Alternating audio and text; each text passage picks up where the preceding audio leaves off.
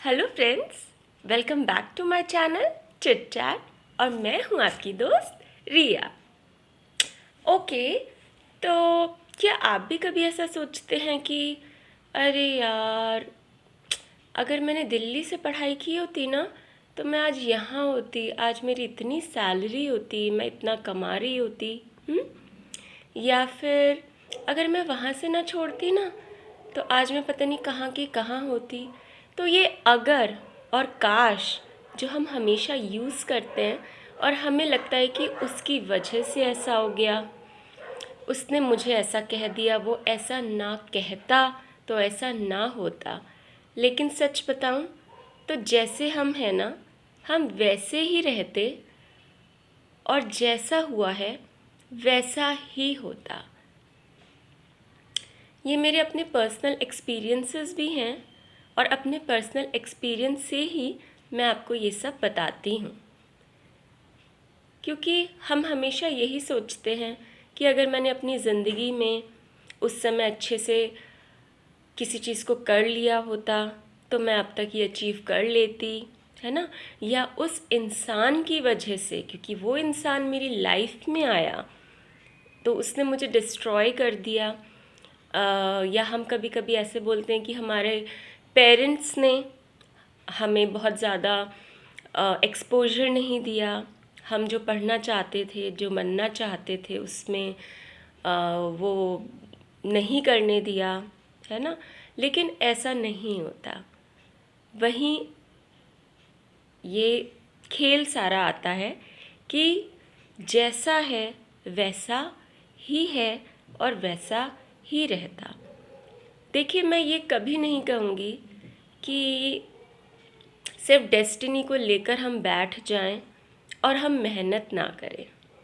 लेकिन मेहनत एक ऐसा कॉन्टिन्यूअस प्रोसेस है जो कि हमें कभी नहीं छोड़ना चाहिए। मेहनत करनी हमें कभी नहीं छोड़नी चाहिए। वो हमें इम्प्रूव करती है, हमें टफ बनाती है, हमें कॉन्फिडेंट बनाती है। लेकिन कहने का मतलब ये है कि अपनी ज़िंदगी में जो भी हम पास्ट में कर चुके हैं उसको आप काश ना लगाएं तो आप ज़्यादा खुशी महसूस करेंगे। क्योंकि जब भी हम काश वर्ड का यूज़ करते हैं तो ये सिर्फ़ और सिर्फ हमें दुख देता है और दर्द देता है।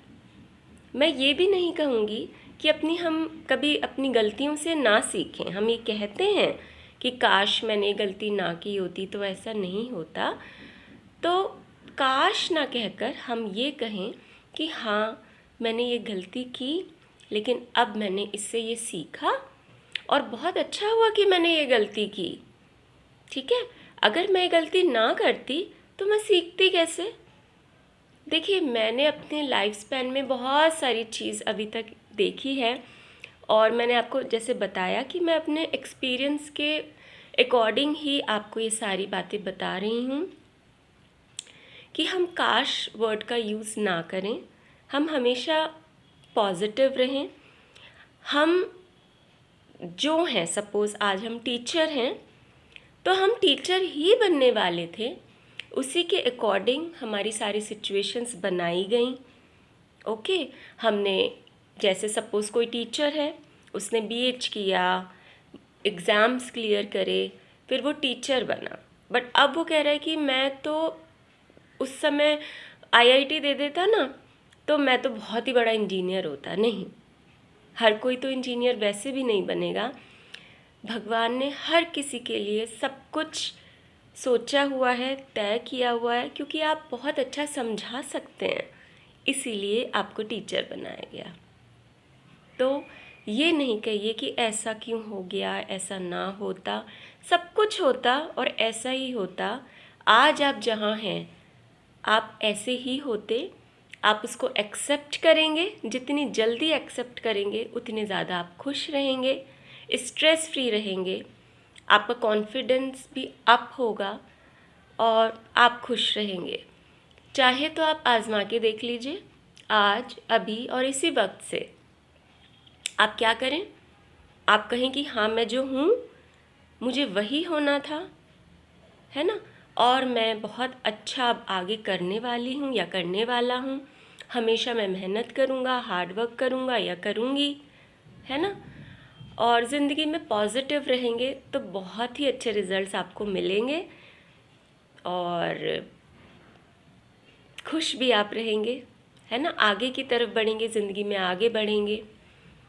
और जो अपनी मदद करते हैं उनकी मदद कौन करता है? भगवान उनकी मदद करते हैं जो खुद की मदद करते हैं, है ना।